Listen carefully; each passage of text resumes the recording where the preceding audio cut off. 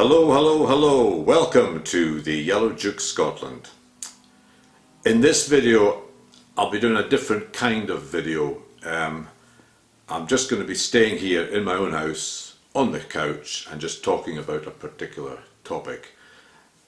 During this last year with the COVID thing, all its lockdowns and social restrictions and travel bans, I haven't been able to get out and about and do too many videos, so I thought I'd try this different kind of video where I just talk to you about a particular topic.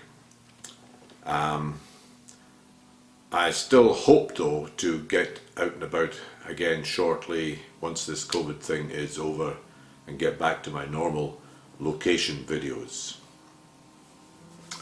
So, what is my topic today? My topic today is Nessie, the Loch Ness Monster, myth or reality?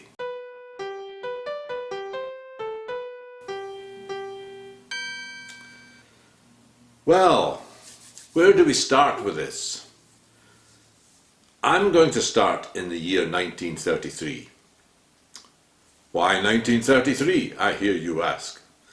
Well, what happened then was a new road was built on the western side of Loch Ness. An old road had been there before. The old road was built by Thomas Telford in 1809, I think it was. But by 1933, the motor car was becoming more common, and this old road wasn't really suitable for cars. So a new road was built. It widened and straightened the existing road. It hugged the shoreline. It provided very good views over Loch Ness. And this new road completed the A82 road, Glasgow to Inverness road, and it opened up the whole area to motor cars and tourists. And it wasn't long before the first report of a monster came along. It was actually in 1933 that a woman called Aldi Mackay, the manageress of the Drumnadrochit Hotel, Drumnadrochit being a little village on the western side of Loch Ness, she reported seeing on a calm day a monster with humps. This story found its way into the local newspaper, the Inverness Courier, and it became a little bit of a sensation in Inverness and Scotland and even the rest of Britain as well. The following year, 1934, a gynecologist from London called Robert Wilson, he was on holiday in the Loch Ness area, and he took the first photograph of what he claimed was the Loch Ness Monster. This became known as the surgeon's photo. It's a very famous photograph, and it was published in the national newspapers, and indeed republished in newspapers all over the world. This was when the modern phenomenon of the Loch Ness Monster really took off. It became a worldwide sensation with this photograph. At this point, I just want to sort of step back a little bit though and ask a question, because this Loch Ness Monster thing, it goes from like nowhere, it comes out of the blue and then becomes the biggest thing in the world. That seems strange, but we must ask ourselves the question, was there an existing tradition, a local tradition of a monster or something strange in Loch Ness before 1933? Well, if you read any book about the Loch Ness Monster, they almost always start with the supposedly first sighting of Nessie in 565 by St. Columba. This is the story of how St. Columba, who was the first saint to introduce Christianity to Scotland. He was on his way to visit the King of the Picts in Inverness, when on the River Ness he encountered what was called a water beast, which had killed a man and was causing trouble, and St. Columba banished it.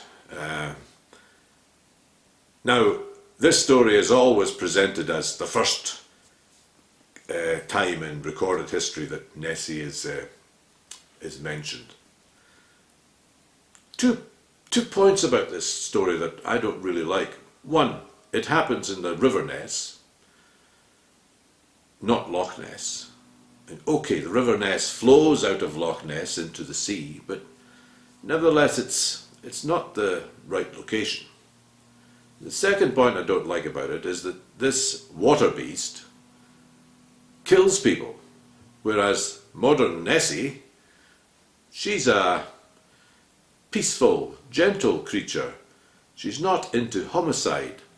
So the two stories, two descriptions of this animal don't appear to be the same in my book. Now, after 565 until 1933, were there any recorded accounts of Nessie? Some people say, no, there aren't any. But I don't think that's quite true. On the 8th of October 1868, there is a story in the Inverness Courier about a strange fish washed up on the shore of Loch Ness. It baffles the locals for a while, but is eventually identified as a skinned dolphin. Very, very weird. However, somebody suggests that it may have been a prank, a practical joke played on the locals by some passing fishermen. Why would they have done that? They would have probably done that because there was a local tradition of something strange being seen in the loch. I think that's a good possibility. As well as that, I've got a book here called Highland Handshake by an author called Kenneth A. McCrae, and it was published in 1954. Actually, my parents knew Kenny McCrae, as they called him, and this will be why they've got the book and it's been handed down to me. But what he did in this book was just wander around the Loch Ness area, talking to local people and just describing the history, the geography, the local traditions, people's stories, all that kind of thing. And it's a very interesting little book.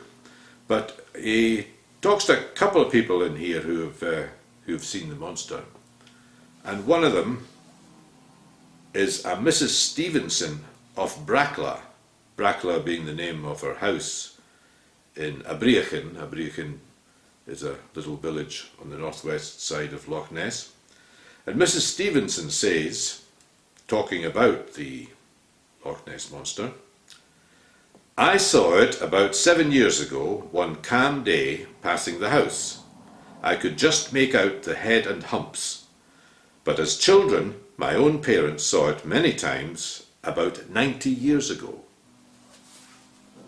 Now that's very interesting on two counts for me. First, she mentions a calm day. If we remember, Aldi Mackay mentioned a calm day as well. The second point is that she says her parents, when they were children, saw the monster many times, 90 years before. 90 years before 1954 was in the 1860s. And that ties in very nicely with that story in the Inverness Courier of 1868.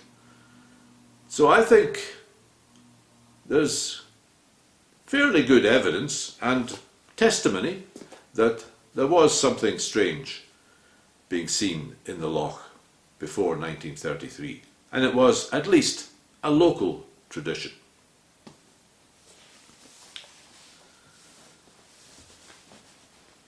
Another milestone in the story of the Loch Ness Monster takes place in 1951 when a chap called Lachlan Stewart takes a photograph of what he claims is a monster with humps. Now this photograph becomes very famous itself, and it again fools many people because it actually is exposed as a hoax 20 years later. But for 20 years this photograph was taken very seriously, as was the surgeon's photo. The surgeon's photo wasn't exposed as a hoax until 1994, but for 60 years in the surgeon photo's case,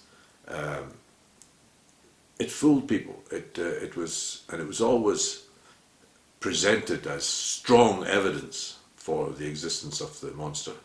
So, I mean, two very famous photographs here, two very famous photographs that fooled many people for such a long time.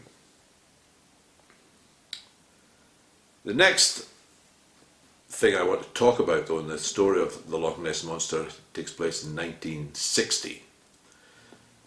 Now, a chap called Tim Dinsdale, who I think was from Wales, he took the first cinefilm of the monster. This film is interesting to look at. It's black and white, it's grainy, but it does show something moving through the loch and creating a wake behind it. It was analysed in laboratories, RAF laboratory I think, although I don't think anything conclusive resulted from that, although I think they did say it's not a hoax, it is of something genuine moving through the loch. Looking at it myself, I think it's a powered rowing boat, something like that, going through the loch, creating the wake. But however, it's still taken fairly seriously by people who are interested in trying to prove the existence of Nessie. Tim Dinsdale's film, I think, was instrumental or helped to create the inspiration for setting up the Loch Ness Investigation Bureau. This was set up by, amongst others, Peter Scott, the naturalist and the son of Captain Scott, the famous Antarctic explorer. The Loch Ness Investigation Bureau consisted of a fleet of vans mounted with film cameras, which were positioned around the loch, and they were all ready to spot Nessie and start filming her if they saw anything. So they were a familiar sight round the loch for about 10 years, but they never caught anything of significance on film, and in 1972 the whole thing was wound up. Peter Scott and an American called Robert Rines, they published an article in 1975 in Nature magazine in which they were trying to get Nessie accepted as a real animal, and they included a photograph of a fin, a giant fin, a flipper, as evidence. But I don't think this was ever taken very seriously, even though the article was published in a prestigious journal like Nature. In 1987, the first of three quite serious scientific investigations into trying to prove the existence of Nessie occurred. This was something called Operation Deep Scan. Now what happened here was they got 27 boats positioned in a line across the width of the loch, and they all had echo sounding equipment on board, and the idea was to sort of move slowly up the loch, covering every inch of the loch with their sonar. And that's what they did. They went up the whole loch and they came back down again, did it again. So the whole loch was covered, and they should have found something if there was something in the loch, but they found nothing at all. So that was a bit of a disappointment. However, in 2003, a similar thing happened again. The BBC sponsored another sonar search. There was about, I think they had about 600 sonar beams covering the loch, and they had help from satellite technology, and they were looking for a big animal, some large animal in Loch Ness, but again they found nothing. Then in 2018, a team from New Zealand tried another approach.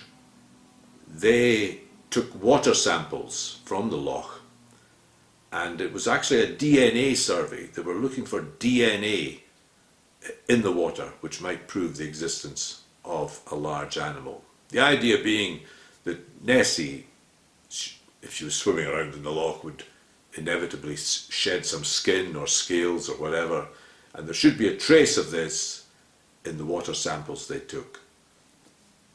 They didn't find any unusual DNA or DNA that suggested a large animal, although they found a lot of eel DNA, and there are lots of eels in the loch.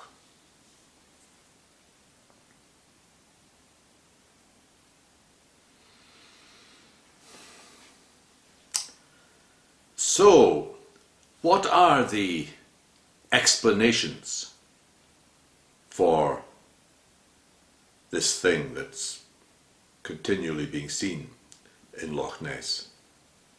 Because Nessie continues to be seen every year. Every year there are about a dozen sightings of the monster that are taken fairly seriously. Well, one thing I want to bring up is what does Nessie actually look like? Because from the very beginning there have been two distinct ideas of what the monster looks like. If we think back to Aldi Mackay, she sees a monster with humps.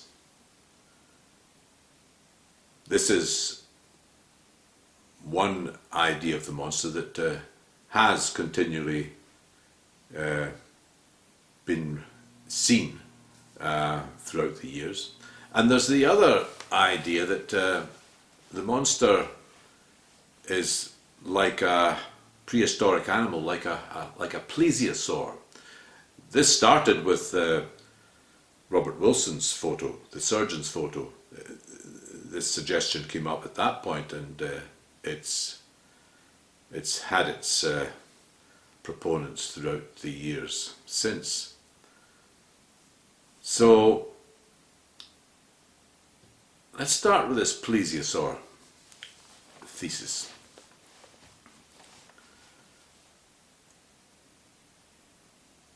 The plesiosaur was supposed to have gone extinct 65 million years ago with the rest of the dinosaurs. The idea that some people put forward is that a population of plesiosaurs survived that extinction event, the asteroid or whatever it was, and survived in Loch Ness all these years. Trouble with that theory is that Loch Ness did not form until only 10,000 years ago, so they couldn't have been living there. Another objection to the plesiosaur idea is that the plesiosaur was a was an air-breathing reptile, so it would have to come to the surface many times every day. And if there was a breeding population of plesiosaurs there, they'd be spotted, about 1,000 times a day. So that's unlikely. That's impossible even. And another objection to the plesiosaur theory is that there just isn't enough food in Loch Ness to support a population of large animals like a plesiosaur. So I think we can reject the plesiosaur idea. What else could it be? Well, ordinary, everyday animals that are mistaken for Nessie. Seals are one possibility. Now, strangely enough, it wasn't confirmed until relatively recently, 1985 in fact, that seals actually came into Loch Ness. They follow the salmon and occasionally come into the loch. So I would say that people mistake seals occasionally for Nessie. That's a strong possibility. A fish that has been put forward as a candidate for Nessie is the Atlantic Sturgeon. Now, the Atlantic Sturgeon is the largest fish that can survive in fresh water. And it's quite large. It's normally about 9-10 feet long, and individuals have been recorded as being up to 15 feet long.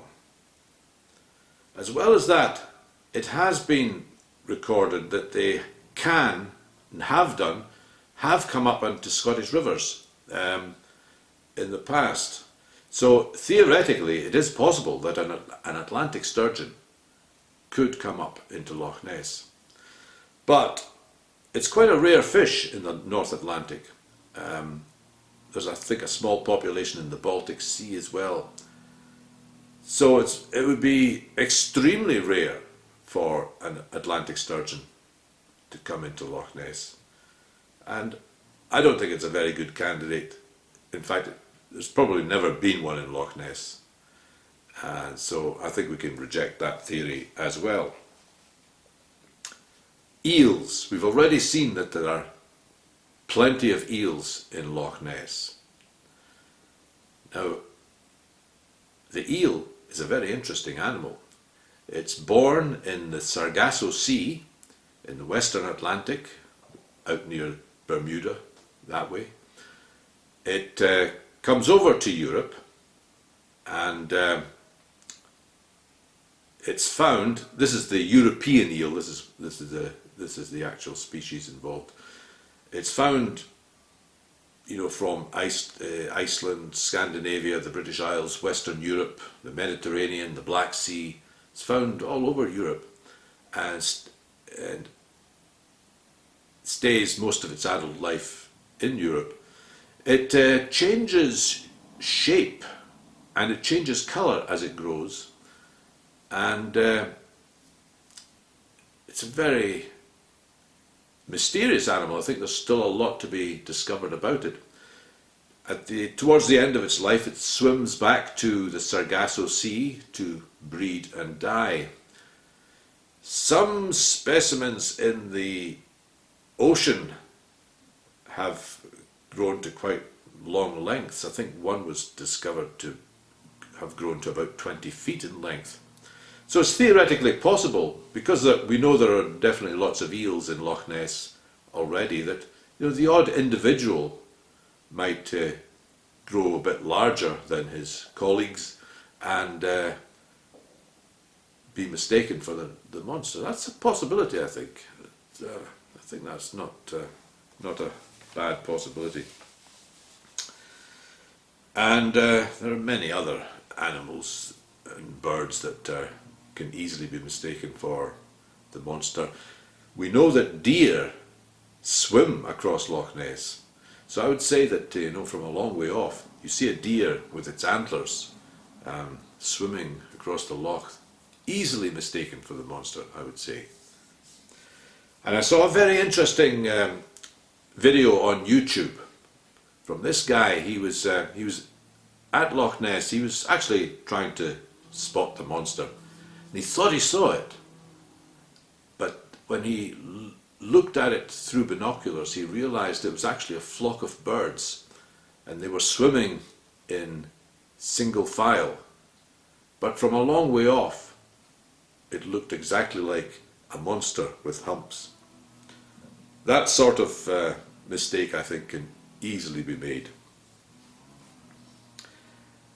Then, of course, you've got inanimate material, logs, floating branches, all that kind of thing. Then there's waves and ripples on the surface of the loch. I often think when I look at waves on the loch that sometimes they look like crocodiles just underneath the surface. And then we've got wakes from ships and boats passing in the loch. I think that can account for many of the sightings as well. Which brings me on to what I think is a very interesting theory about the sightings of a humped monster. There's a science writer called Stuart Campbell who came up with this idea. He identified a phenomenon, a rare phenomenon, but nevertheless something that does happen.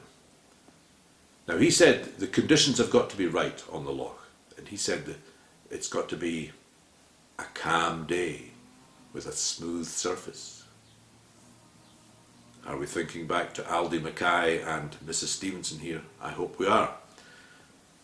Calm day, smooth surface, a boat goes through the loch, creating a wake behind it.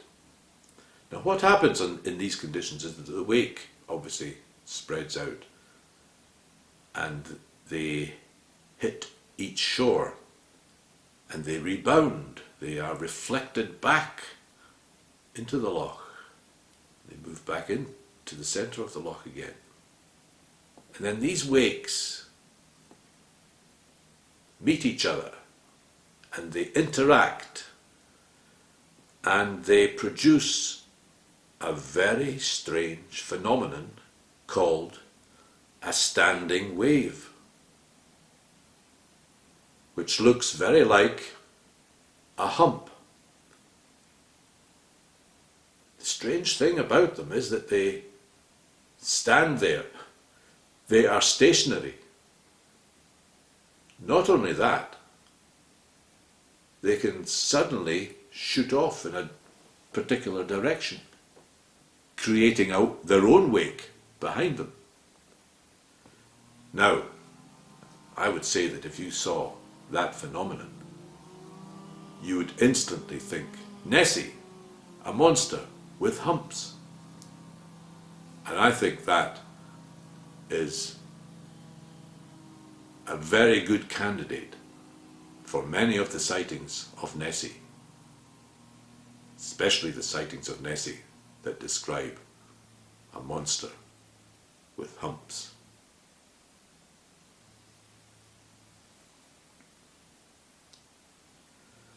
So, what is my final verdict about Nessie? Well, I'm sorry to say this, because I love the story of the Loch Ness Monster, and I really wish it were true. But I don't think it exists.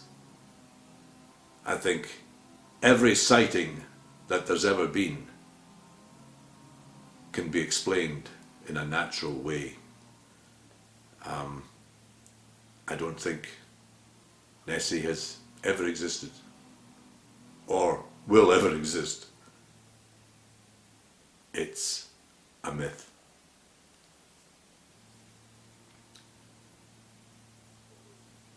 But my final verdict is that Nessie is responsible for attracting millions of visitors to Scotland.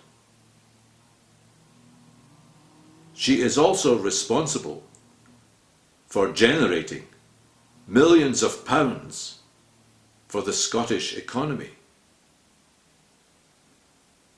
Therefore, my final verdict is that Nessie must exist. The Loch Ness Monster is real.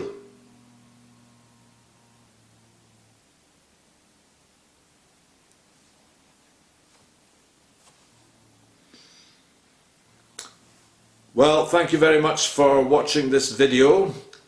If you have any thoughts, please comment, and I'm always very pleased to hear any comments that you have about my videos. If you've got any suggestions for topics for future videos, let me know that as well. Again, I'm always on the lookout for suggestions for future topics. Always glad to hear them. And so that's about it. I hope to do a few more videos like this, just talks to the camera, while we're in this COVID lockdown. But in due course, of course, I hope to get back to doing my normal location videos in due course.